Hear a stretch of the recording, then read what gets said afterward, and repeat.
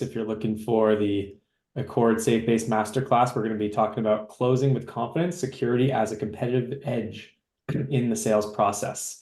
So yeah, it's going to be a mix of some stuff, trust, security related, some sales stuff, be a good mix of folks here. So to kick things off, we're going to be sharing a bit about ourselves and where we're calling in from. And as an icebreaker, we're going to do our favorite childhood cartoon. So I'll kick things off. So I'm Ross Rich, CEO and co-founder of Accord. I'm dialing in from chilly Toronto, Canada. And my favorite childhood cartoon, this is a really tough one, but I think it might be Recess. I really enjoyed that show. That had a lot of staying power. So yeah, I'll pass things off to Macy to go next.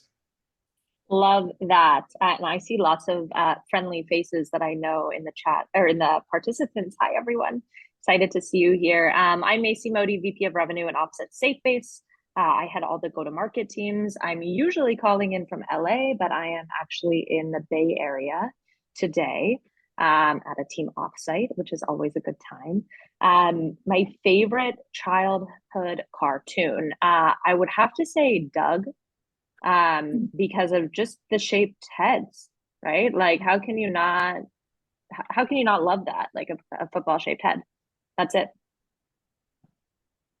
Sorry, it's not Doug. Hey Arnold. Oh my God. Embarrassing. Hey Arnold. That's literally like, hey football head. That's just Yeah. rings in my mind. That is Arnold. Arnold.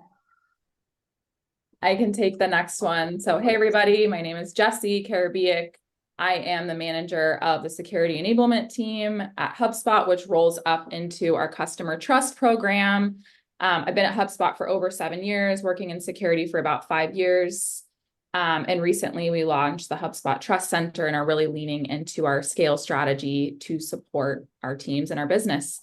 So I was a PBS kid for sure. And I would say my favorite cartoons were Dragon Tales and Arthur. But then I also love Totally Spies on the Cartoon Network, I think. So, and maybe I can pass it over to Sam Schulman. Great. Hi, Jesse. Good to see you. Good to see everyone. I am also at HubSpot, Sam Schulman, Senior Director of Corporate Sales. I've been here just over 12 years, and I did not have Nickelodeon or Disney growing up, so I was also on the PBS and ABC track. I was going to say Doug. So when you said that, Macy, I was a little bit disappointed and felt like you stole it, but then you realized Doug was not your choice and it was Hey Arnold. So Doug was it for me. Definitely resonated with a few of the characters there. And I guess a close runner-up was actually Garfield, which, like, I don't know if other people watched Garfield, but I had the comic books. I had, I would watch every episode and, the Sunday funnies and all that. And yeah, lasagna, Mondays, just enjoyed it. I love that. Doug was my second choice, a close second, obviously why I just jumped and said that one.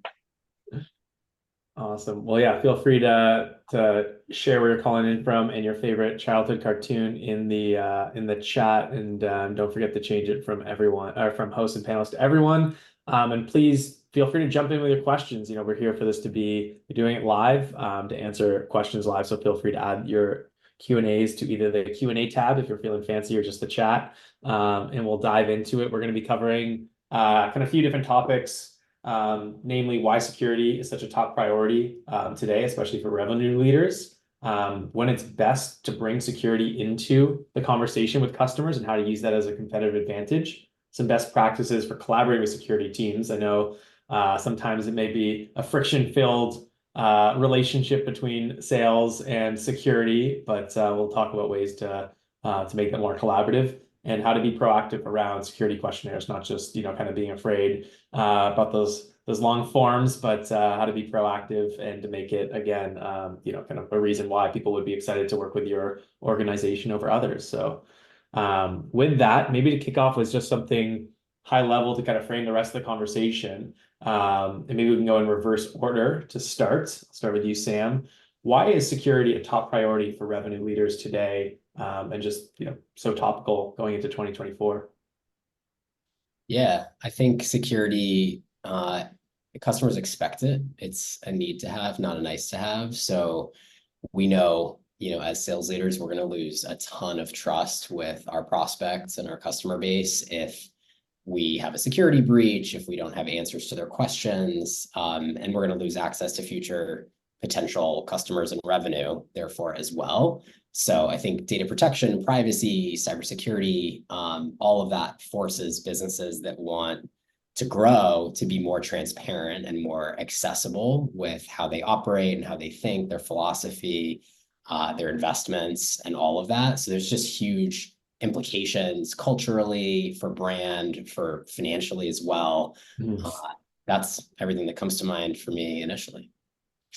Awesome. Yeah, it's definitely top of a lot of people's mind, I think, especially since you see some of these things in the news related to, kind of the brand impact that that kind of trust aspect can have. So that makes a ton of sense. How about you, Jesse? Anything on top of that comes to mind?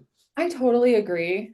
And I think that we just had so much going on last year that I think raised a lot of awareness and concern around, hey, whoa, what's our risk management procedures? And are we doing the security reviews that we need to do? Where is our data going? We saw so much going on with new types of fraud, things in the, the banking industry. I think Silicon Valley Bank was a huge indicator because it had there was so much awareness, maybe from people that wouldn't typically consider, hey, what's our risk management process? We're like really, really, really thinking about that and thinking about going into 2024 and working this into our strategy, for the longer term to make sure that we're doing everything that we can, to support our business, our revenue, our customers. So I have seen a lot more interest,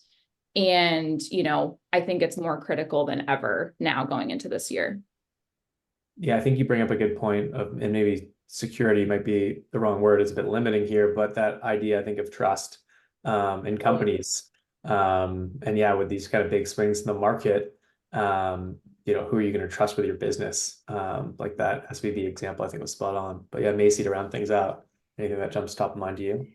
Yeah, I mean, definitely agree with everything both of you said. I think on top of it, you can't get a B2B deal done without doing a security review these days, right? Like you have to share the SOC 2. It's required for another company to be SOC 2 compliant, to have your vendor SOC 2 on file, et cetera, right? So it's actually a roadblock to a sales process. And with that, it's really about how do I use security to my advantage to really say, hey, we're a trust first company. And all these people trust us because of this. How do you now, display that so folks can see it? And I think that's really what spurred it. Is you really, there's no B2B deal. I mean, I see head nods here, but that's getting done these days without asking for a SOC 2, an ISO, a bridge letter. If you're in between audit periods, whatever it is, you have to provide all that. So that's really where it comes in. Yeah, it's been surprising, just kind of how much of a staple that's become after, I've been in sales for the last 10 plus years. And like, that was not the standard when I started to sell, or even halfway through. I remember I was at Stripe and we were getting SOC 1 and SOC 2 certified. I'm like, now a startup with 10, 20 people are going to have that versus at 200 plus people and being a multi-billion-dollar business. So yeah, it's been really interesting to see that change. I don't know if anyone on this panel is familiar with what Adam posted about, but yeah, it sounds like there's been some big state and federal legislation around there. So yeah, if someone wants to weigh in on that piece in your perspective. Yeah, I can quickly weigh in, and Jesse, you might have more thoughts too. But yeah, there's a lot more with, notification periods for incidents, vulnerabilities, et cetera. And we see more and more pop up. So actually being proactive and making sure your customers know that you're handling these things and they don't have to worry, super important. So I think the new legislation for sure has influenced the market even more. But probably hasn't changed that initial security review, has actually changed that maintenance of the trust relationship as someone is your customer already. I totally agree. And I think that we're seeing a bit of a regional shift here. which I'm loving. You know, I think the EU oftentimes led the way with the GDPR coming into effect. And a lot of companies were like, hey, look, I have to do all of these things to comply.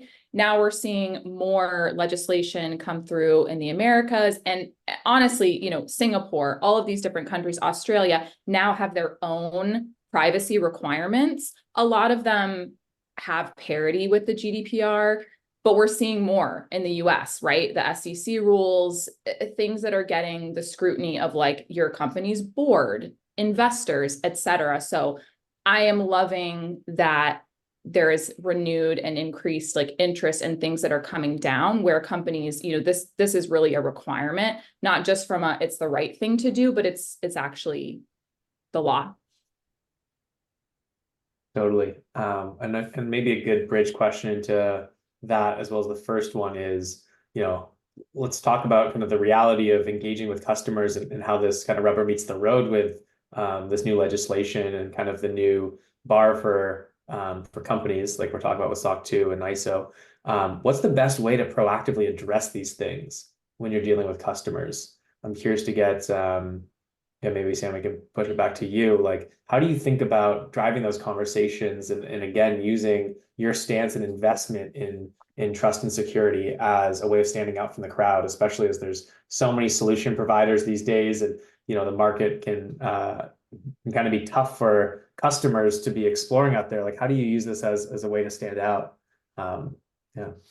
Yeah, for sure. You know, the market has been tricky the past couple years, and all revenue organizations are focused on improving their win rate and improving their average sales price, their ACV, and getting the important questions and qualification done early and often is pivotal if those are your goals. And I don't know any revenue leaders where those aren't goals. So if you serve a market that cares about security, which, as has been pointed out, is the majority of B2B companies, especially after they get to a certain size and scale, you know, it's ensuring that your sales org is enabled with the appropriate qualification questions.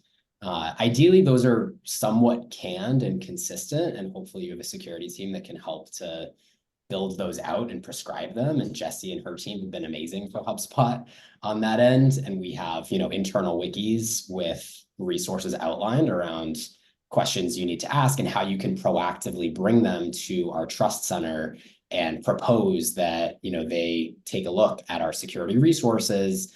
And if they have specific requirements, let us know what those are, because there's no point in investing a ton of your time as the seller and the buyer's time. And oftentimes there's many stakeholders on either side and deal teams that are working and evaluating to do all that work on the value prop and on implementation and on, it goes on and on. You know, you can spend hours and weeks on something and then, you know, they have a certain expectation from a security perspective and we don't do that, or we don't have that documented, or we can't share that. Like, get that out of the way early.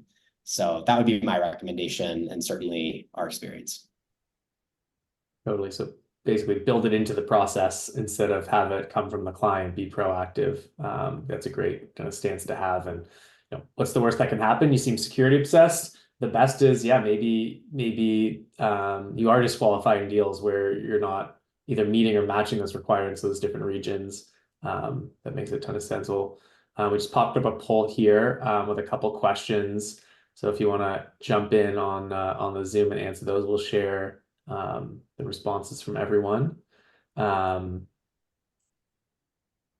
Something else that kind of came top of me, Sam, in hearing your reply, that would be interesting to get Jessie and Macy's feedback on is like, how do you think about the collaboration between, and this kind of came from another question we see in the Q&A, the collaboration between kind of sales, legal, security, compliance, and all those teams, right? So obviously it's like the 1 + 1 = 3 if you get it right. And sometimes it can kind of be the opposite with taking way too long. I think most commonly the failure mode is the response time and the lack of systems and collaboration to get the answers back. So yeah, Macy, Jessie, I'm curious to get your take on that. I love that question. To me, this really boils down to operational excellence. It's something that I think we really hold as a value between all of those teams mentioned at HubSpot, and it allows you to all of these teams are super necessary and critical, right, to this process. It's really not going to work if compliance is completely out of the loop, or if, legal is just not there. Mhm. So I think for us, and aligning with these teams on, hey, this is our strategic goal too. So for us, with sales and legal especially, it's like we're all about efficiency and scale. We don't want things coming in one-to-one. We don't want a lot of boulders in the way of the information our customers and our prospects need to evaluate HubSpot. So getting these teams aligned on the strategy and the modality, which for us is the trust center, I think is super, super critical. And then to Sam's earlier point, like having as much enablement as possible that's easily accessible for your internal teams so that they can understand everything from how do I, as a sales rep, present the trust center effectively and demonstrate the value and the benefit, not just to me as your sales rep, because I don't want to do this questionnaire, but also to my prospect. And then it can be also, okay, how does the compliance team publish something on the trust center? Those processes also need to be documented. It sounds a lot of like making it self-serve is what I'm hearing, instead of relying on those teams to, yeah, exactly. Absolutely. You just jumped in on, like, instead of waiting for those times and a lot of the back and forth, is that really necessary? Why do we need to gate all this information and kind of rely on the back and forth? Yeah, and at the end of the day, trust is built on more than just security. Security is clearly a critical component of it, but legal, privacy, everything goes into it, right? How do you build trust with a customer? It's that they know all across the board your company is top tier. And that for us at SafeBase, what that means is actually making our DPA publicly available so folks can see it, see what our policies are. We have a full privacy card on our trust center to show people, hey, this is our stance and this is what we believe. If you have questions, come to us. But hopefully all your questions are actually answered up front, right? And legal is a critical team in this. So to that exact question, right? Like I think legal plays a massive part. And so does marketing and branding, right? And branding yourself as a security first company. So it's truly a cross team, like cross company, I should say, collaboration to actually make a security first initiative successful. Totally. And maybe to double click on this, because you're both, a growing startup as well as in the security space, you have a great question here, which is, what are your thoughts when a prospect wants you to complete a security review, like a custom one, when the contract value is lower? So when they won't just look at your self-search, if they want you to fill something out, like part of, it's very common where part of their process isn't just, hey, we'll consume your information, like you need to fill it out explicitly, which makes sense for some global enterprises. What's your take on that, Macy? Yeah.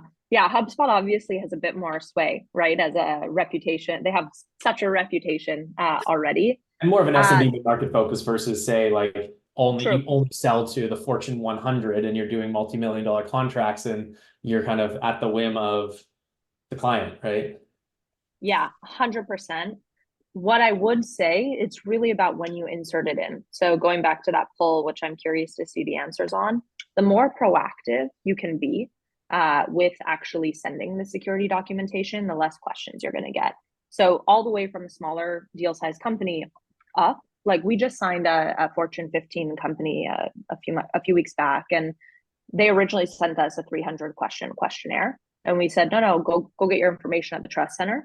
And they ended up coming back with only 8 questions, right? Mm-hmm. So actually being transparent and giving people everything they need, ideally before they ever send the questionnaire, right, is really the way to handle it. But also saying, hey, we already have all of this available. You can go self-serve and explore it. Most folks are really open to that. So I think that's one side of it.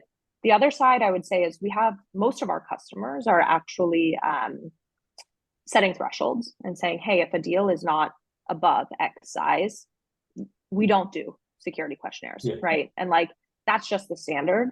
And when a salesperson can say that's the standard, I don't have a choice. It's different than saying, let me check, let me ask, right? Like if that's the sure thing, someone is going to go try to get the information on their own, most likely. Yeah, I've seen that as a lever too, to like sounds like you have enterprise needs. This is the baseline cost for that. Like anything, MSA reviews or custom things like that starts at, 50K, 75K versus our 10 or 20K, kind of more mid-market type solution and engagement, because we have costs to doing all this stuff. And I think that you're right. People understand that as long as there's a reason behind it, I think that you can stand behind as your standard. Yeah, folks seem pretty open to engaging that way. Awesome. We also have another question from the audience before we get back to our regular scheduled programming. So the question is, what, in your opinion, should be the role or exact contribution of legal teams in building an internal security framework? And 2, certifications to be in place for tech companies at the minimum from your experience. So yeah, maybe Jesse, we'll go to you for this one. Totally. So legal contribution and participation, I think, is such a critical part of this whole endeavor when you're trying to establish a good process here and then scale it out. In my mind, as much alignment and parity as possible, because when you think about, imagine that you're a sales rep or you're somebody that is supporting a current customer, and the processes are just so different. There's so many different questions that you have to answer, right? For like, oh, this is my legal request. All this different stuff goes in. But then the threshold maybe is different for security, and it just gets really complicated. And I think pretty laborious. And that's what we want to eliminate. So I would say, yeah, connecting with legal and trying to align your processes as much as possible, and just educating and keeping them aware, and vice versa. It's super critical that security understands, okay, this is what legal does, for questions about our terms, et cetera. This is their threshold for negotiating custom terms, et cetera, so that you can be really efficient and effective in directing sales and services. Because what we don't want to do is have people feel like they're getting the runaround all the time. Yeah, I think the clarity of that's what I've seen mostly lacking, is it feels like very one-off, and you might have like the one person on the legal team that like responds to most of them, and you get the wrong person, you're like, oh shit, I'm gonna potentially lose this deal because they don't value these types of questions. Maybe they're fine with like, limitational liability type legal stuff, but when it comes to security, they won't spend the time. So that's a really good point, which is just kind of upfront being clear on like the engagement for what deal size is, how long it's going to be, so you can set those expectations as a seller, a customer facing person with the client. Yeah, it's a really good call out, Jesse. Sam, anything that you would add? No, it's not really my, wheelhouse to define where does legal start and security pick up and vice versa. I think that at least from the sales side, it feels like we've gone through a pretty natural evolution there, and the teams are very tightly aligned and in sync. And I guess thinking back to some of what was said earlier around B2B buyers' expectations, and a comment from you, Rich, that we at HubSpot have traditionally worked within the SMB space. That is where we grew up as a business. We were small business to mid-market, 1 to 200 employees was really our jam. And for those customers, security reviews and even legal reviews and how much expectation there is for an MSA or custom terms or specific data processing, like that's minimal. It's become more in recent years, but even now it's so minimal compared to obviously as you move up market and into the enterprise. And that's something that we've done intensively and deliberately over the past 3 years, especially. Our corporate sales team has more than doubled in size. Our product and R&D teams are super focused on sophistication features in the enterprise suite. And, I expect that that's only going to continue. And you can, it's nothing secret there. It's all in our earnings calls and breakdown every quarter. But that, for us has really forced an evolution and has forced investments and changes in the team structure and the resourcing. But, we've been in awe, taking on board the work that Jesse and our legal counterparts have done to support those efforts and support our team to ensure that we still, get those at-bats and do the best we possibly can with all of that opportunity. Completely agree. I think Sam's such a valuable take there. Another thing that I would add is alignment with leadership and telling the story at the top, at the VP level, even at the executive level in some cases, and making sure that you're really selling this strategy and why it benefits all of these different teams. That just makes things so much smoother when you want to make improvements and continue to scale and maybe make small tweaks down the line. And I think, fortunately, we have great alignment and buy-in from our leaders at HubSpot. And so when we're going to make these updates or changes, we already have the operations to plug in, and there's already a certain level of alignment. So it's not like we're fighting this new battle or, presenting something that's totally unique every single time, which I think has allowed us to really, really grow truly year over year, which is great. Totally. Yeah. Yeah, it'd kind of be annoying where like every new thing is like a whole new pitch, right? And like a waste of everyone's time. So like Totally. you said before, having a strategy alignment across team is super important. Well, another awesome question, Macy, I'll pass this one off to you. Just came in the chat. It's how do you handle mid-market client that considers low risk vulnerabilities from a pen test as a no-go for a contract without having any business impact? Yeah, curious to get your take on something like this. Yeah, I see sorry, Jesse's going to chime in. No, go ahead, Jesse. I was going to say, I think this might actually be you. Yeah. I am just excited about this one. So yeah, so I think that you need to get curious, and I just am going to say, I absolutely love working with the HubSpot sales team, because I've learned so much from our wonderful sales reps at HubSpot about discoverability, using sales techniques and tactics to actually get curious about why this is a blocker for them and push back. I think that this is all part of presenting your security posture as a value add, treating it almost like a product feature, right? So if I'm a sales rep and somebody is telling me, hey, I don't like the HubSpot forms, I'm going to get really curious and go, tell me more. Why is this not filling your need? And I apply that to their risk review of our product. And I'm like, okay, let's talk about this low risk finding. Let's talk about the real life risk that this introduces. Let's go really in depth, like on a call, and talk about, okay, if this were exploited, this is actually what could potentially happen. And I find that when I have those in-depth conversations with a risk practitioner, most of the time we're able to reach an accord or an agreement where they understand, okay, hey, even though I don't like that there's this low risk finding, I understand why it's not being remediated, because maybe HubSpot has these other compensating controls that Jesse explained, or it's a really complicated fix, right? And it's going to take months down the road, and she's given me more context into their security strategy for the next year. Like, I absolutely love those kinds of objections, because I just treat them as, I'm like, let's get really, really curious and push back where appropriate here.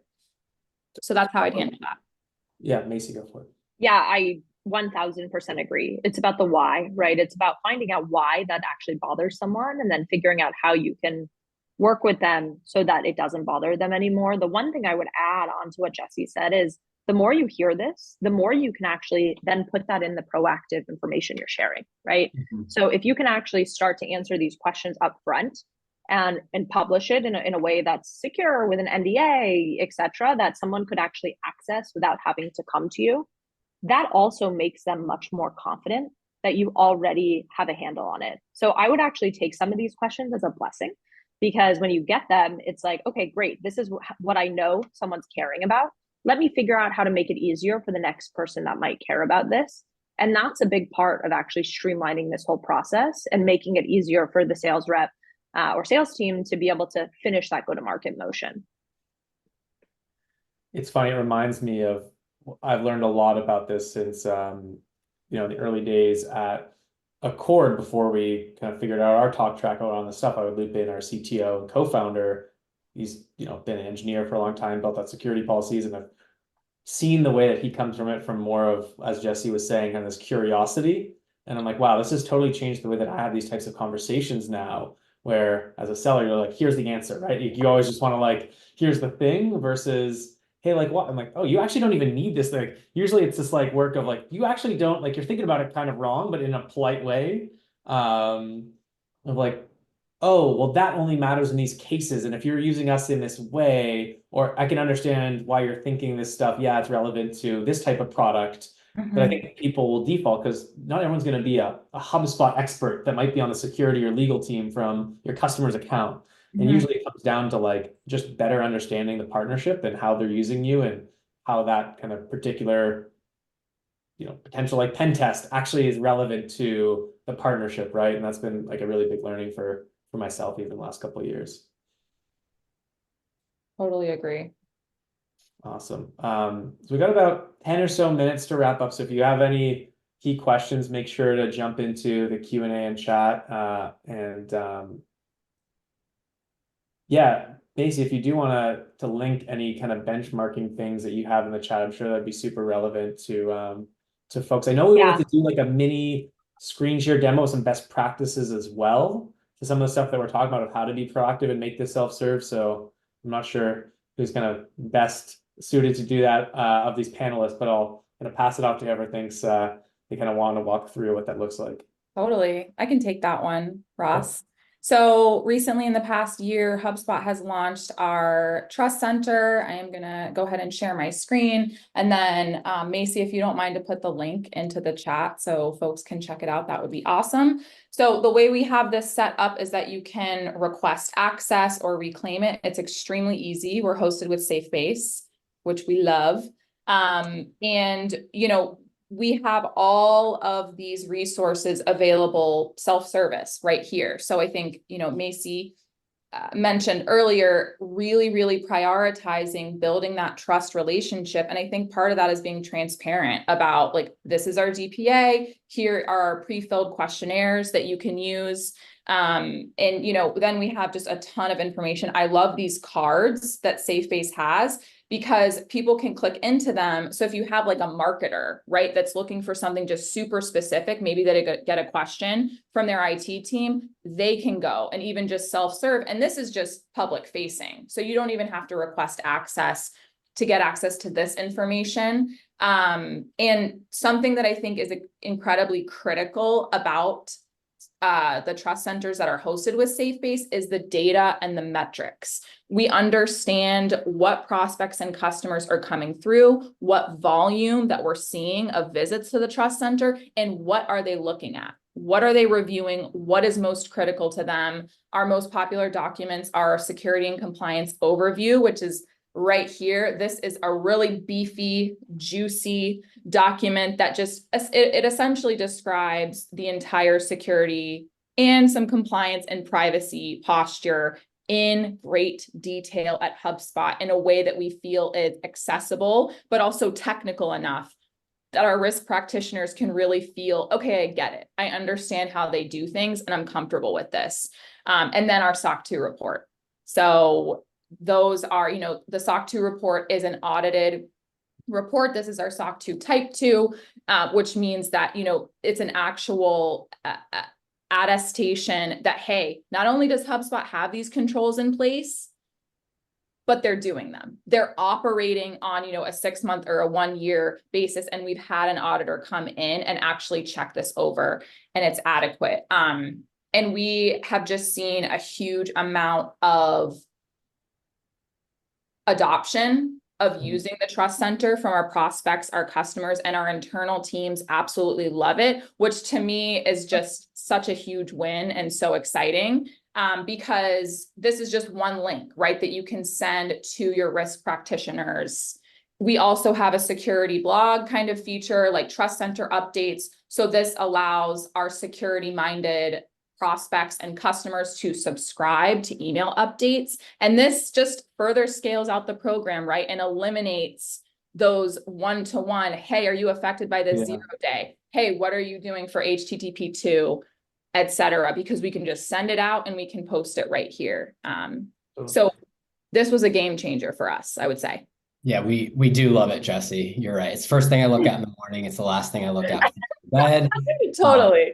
No, but seriously, it's been amazing. And as everyone probably saw on Jesse's screen, it's trust.hubspot.com. And so it's, it's hosted by SafeBase, but it's a subdomain of our site. So all the interactions that happen with customers and prospects get logged back to the record in CRM, where we have all of our website tracking. And that's hugely valuable for everyone involved in the process. To have access to, what have they looked at? What have they reviewed? How much time have they spent there? It might even help you surface some high quality leads that are showing specific intent and research, and create, automated triggers to assign something to a BDR or to a rep based on that. The other thing I wanted to plug from the SafeBase side is when this rolled out, obviously there was a huge effort to put everything together and help it go live, but they also did a video walkthrough that went out to our entire team of, if I'm one of your customers or a prospect and I'm requesting something, here's what happens after the fact. And like the end user walkthrough was hugely valuable, and it wasn't putting it on Jesse or our security team, who were still new to this tool and functionality, to explain to all of us. We had that kind of like hands-on support and resource showing us the way. So huge, +1 to everything Jesse said, and we're leveraging it all the time. I'm so glad you mentioned that, Sam, because I think the enablement is so critical. It's like the same level of criticality as just having the trust center. Yeah. But Macy, please go ahead. No, I mean, I'm like sitting here listening to my customers rave, and it's my happy place. But I think the one thing I would add, which hits at one of the questions that came in through the chat too, and Sam, you hit on it, is that data piece, right? So the data is really critical for the seller and the go-to-market team to understand how the deal is progressing. So it's going to push back to HubSpot or your CRM and say, hey, someone actually looked at the SOC 2. Now a seller knows to go follow up. On the flip side, which is what the question that came through was on security influence revenue.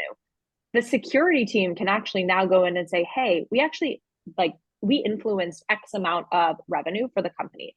These people downloaded the SOC 2 and these other things, and without us, that actually wouldn't have been possible, right? So giving that kind of angle of the data on both sides really helps tell this fruitful picture to leadership on why security is so important and why we should be investing in these tools up front and making sure everyone's trained on it. Totally. Well, and so just gonna yes, say, to Jesse's point, to tie it back to like what sounded like such an important thing here, which is the enablement. And like, okay, you can have all these tools and have all these best practices, but it doesn't matter if it's not actually being used in practice. Maybe would love to hear from maybe just like one tip or trick from everyone here of like, how have you found to effectively integrate this into how we engage with customers, right? Like, I doubt it's just like, here's the link, like, are you going to build that into your process? Like, when do we share this with customers, for what size, all that kind of stuff. Curious to, maybe starting with Sam, like, how do you think about driving the enablement of something like this? Yeah, for sure. So we do a lot of, deal deep dives every week. There's actually one that's sent out to the corporate segment globally on, multifaceted, tricky to win deals and what was, pieces of the puzzle that went into that. And so security oftentimes, gets some of the spotlight there. And I think that's helpful in training folks on understanding, reading the room. When should I bring this up proactively if the customer's not bringing it up directly? And, I mentioned the canned kind of talk tracks from security. So just to answer your question directly, Ross, I think creating email templates and talk track scripts for the sales org to say, here's a way that you can bring it up proactively. Here's a way that you can respond when you get a security request. Here's a way that you can push back on a custom questionnaire that somebody wants you to fill out that's 300, 500 questions, or how to say no to custom questionnaires. Like, these are all different use cases that, why would we leave our sales team to choose your own adventure and like reinvent the wheel? They shouldn't be deciding how to reply to those things. It's not efficient and someone's going to mess up. So again, that's where taking trust and the resources and the FAQs and the internal Slack resources that we have, they've been really good with prescribing. Here's how those integrate into the process, depending on the customer size, complexity, what they've requested, where you are in the sales process. But it all kind of begins with those email templates and the canned communications.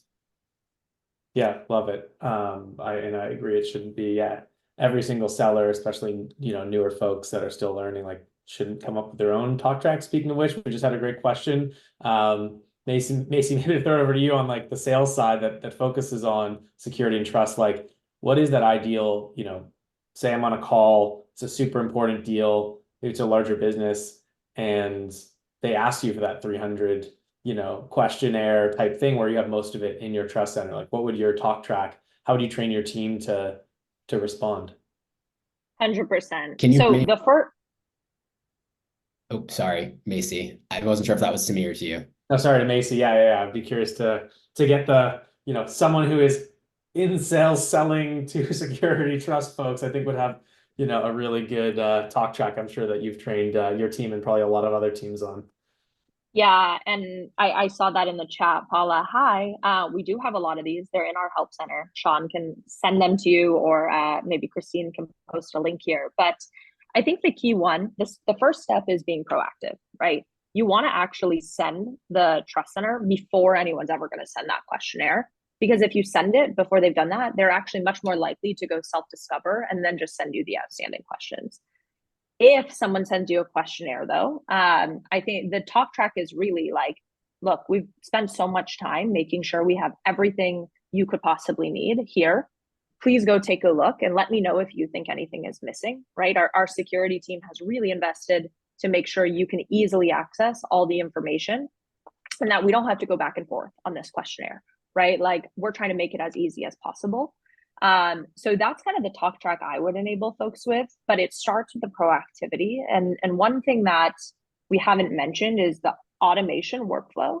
SafeBase actually enables an automated invitation to the trust center, right? So someone can choose, or a company can choose to have an invite sent when they hit a certain stage in a deal cycle to say, hey, go check out our SafeBase Trust Center or our Trust Center powered by SafeBase, because you're likely to do a security review and you have all the information at your fingertips. And what we find is once that happens, the numbers are actually, you're going to get 74% less security questionnaires coming through, right? And that's across all our customers, many industries. That's the average. But it really works. It's just about that proactive motion, first and foremost. Mm-hmm. Totally agree. One thing I would add to that is, if possible, I call them a back wall, but having an operational back wall for your customer facing teams. So implementing thresholds or implementing, hey, we're not going to look at your request until you have pushed for the trust center. And I just find, again, we don't want our reps choosing their own adventure, right? And I think having that operational back wall in place really helps with permeating the message and the process and the approach across all of these teams, so that it's like, okay, yes, this is what I do. I'm going to proactively use the trust center, because there's that back wall in place where, well, hey, I may not be able to escalate this, like, for whatever reason, if that doesn't happen. Totally. Yeah, give them the out for sure. Well, I just learned a ton about about all of this stuff, which was, super helpful to me, and hopefully everyone else who both joined live and is listening to the recording. So I just want to say a huge thanks to this group, Sam, Jesse, Macy, for sharing with the community all the tips and tricks of, both being good partners internally across security, legal, sales, etc. And I think one of my big takeaways is just being proactive, as well as having those resources. Yeah, maybe you have to fill out some custom questions, and maybe you want to have that kind of extra special touch to support your clients. But I think having something that you can point to feels a lot more kind of professional, having that posture. So yeah, learned a ton, and yeah, really appreciate you sharing all your learnings from the last few years with the community. Ross, I'd love to add one other thing there that just hasn't been said, but I think is worth throwing out there. Like, yeah, the pointing them to the resource is important. It's also important to recognize that security folks are just trying to do their job. And so I think in training a sales team, ensure that you're focusing on tonality and empathy. And before you point them towards that resource, again, if they have the custom questionnaire, maybe it's, just reiterating, look, HubSpot is super committed to securing and protecting your data. We're super invested in providing you with the information that you need to evaluate our security program. Like, might sound kind of cliche or cheesy, but in the moment, like it's tense to be told like you're wrong. I'm not Yeah, gonna no. just Yeah. do what you're doing. So we just try to like make that really clear. And again, that's part of those talk tracks that Jesse and team have educated us on. And I just wanted to represent that quickly. No, awesome. Yeah, and Yeah. sorry, Ross, I know you're trying to end it. Christine sent the talk tracks in an article in the channel, so please take a look, and hopefully that helps out for some of you too. Awesome. Cool. Well, yeah, thanks again for tuning in. Feel free to hit up anyone on the panel on LinkedIn. I'm sure everyone's available to kind of answer follow-up questions if helpful. And yeah, it was great to jam out on all things security and getting deals done with partnering with those teams. Thanks, everybody. Thank you. Thanks, everyone. Bye Have a all. good day. Bye-bye.